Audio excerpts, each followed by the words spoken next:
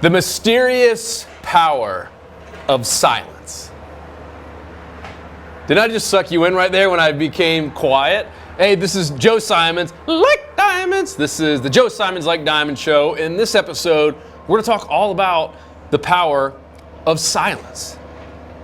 Once again, I probably sucked you in there. It's because everything in the universe, even the universe itself, everything was created out of silence. So it's no wonder that when someone is talking and all of a sudden they become silent, that we all of a sudden become magnetically attracted to them. And if you've ever been like in a conference or something, maybe you're bored out of your mind. I've been there before, where I'm in a conference that I have to be at for work, and I'm like on my phone, like trying to do anything but listen to the person speaking, and all of a sudden they're in mid-sentence and they're quiet. And all of a sudden, if you notice around you, every head goes up because like something that is, it's a little bit awkward, but two, I mean, it is mysterious and it's really, really, really powerful. I mean, think about the most powerful figures in religion, whether it be Jesus or Buddha. I mean, all of these stories, if you think about it, they all went out to either a forest or a desert or somewhere and got their biggest, brightest ideas why they were completely, usually alone and in silence. A lot of the biblical figures, I mean, they had their messages delivered to them by God or however it was delivered to them when there was complete silence around. I mean, brilliant people of our age, like Steve Jobs, there's a reason he went walking, usually by himself, every single day, and a lot of times in the morning, where it was just complete silence, where he could just think to himself and speak to God or the universe or whatever the heck you want to call it personally.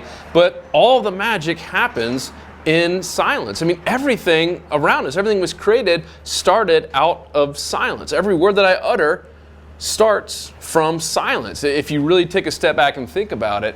And a lot of people say that they have some of their biggest like aha moments when they're in the shower or they're out walking in the woods. I know personally, my book here, I mean, a lot of this was created, a lot of these like awesome chapters were created when I was out either on the beach by myself in the mornings, walking around my neighborhood, or walking on Bayshore in Tampa, where a lot of times I would walk by myself early in the morning before everyone was up, or out in the woods at my wife's little farmhouse they have in Dublin, Georgia.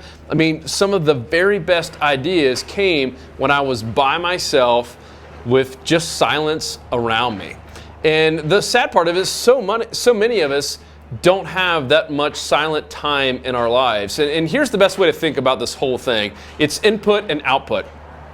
Meaning we spend so much time on output. That means tweeting, texting, sending Facebook messages, sending emails. That's all output. It's stuff that's leaving us. The only way we can really grow and mature and live really a fruitful life is to have the inputs. And input means like silence, like reading a book, meditating. We're going to have a whole other episode on meditation. It was something that honestly I thought was kind of goofy, because I thought all people that meditated were like Buddhist monks that would sit there with their hands up or however the heck you do it. And I found that that's not necessarily the case, but that's another example of silence, of embracing the silence. And usually the best stuff, the best ideas, and all the magic starts coming into your head when you are silent, because once again, that's where all the input is. So the more that you can have focus of input, the more input you can have going into your head, into your body, into your system, the better off you're going to be. And if all we do is spend our time on output, we are going to be kind of miserable and honestly, not just empty inside, but just empty on energy. There's only so much time you could spend just outputting and texting and tweeting and emails and all the stuff that we get so caught up in. And if you just take a little time, and I encourage even my employees, like, I don't want you to always be busy. I want you to take some time and have some silence in your life, because that's where you can focus on the input. And that's so powerful and so critical, especially in this day and age when we're so focused on the output and just getting stuff done and trying to be busy and trying to multitask, which honestly is a horrible idea. Your brain can't multitask. Our brain is built to only focus to do one thing at a time. So it all goes back to just taking a step back, slowing down, and embracing the silence.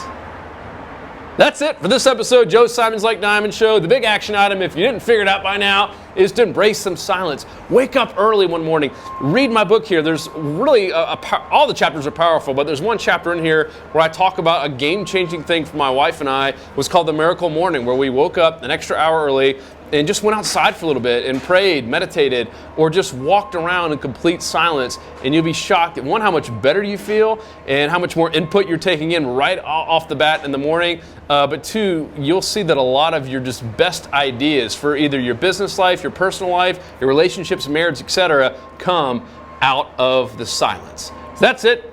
Stay tuned for another awesome episode on Monday. I believe this is Thursday. I'm here at the beach, if you can't tell, in this cool little background. We're about to hit the beach with the family, and I will see you next week.